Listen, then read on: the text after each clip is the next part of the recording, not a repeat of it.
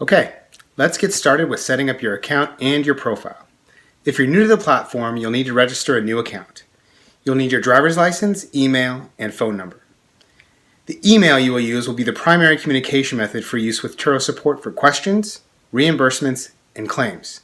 We found it easier to create a new email address for our Turo business, so it was easier to search through.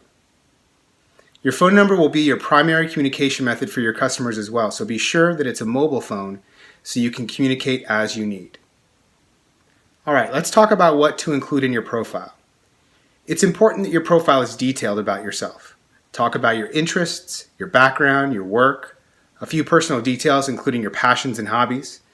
This helps users connect with you by telling a story. You'll want to include a photo to represent your profile.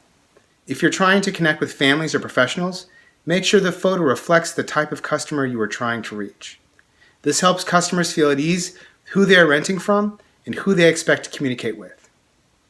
At the bottom of your profile, many users find it useful to include some basic expectations of your personal rental policies. Many users will include smoking, pet policies, and basic car care expectations.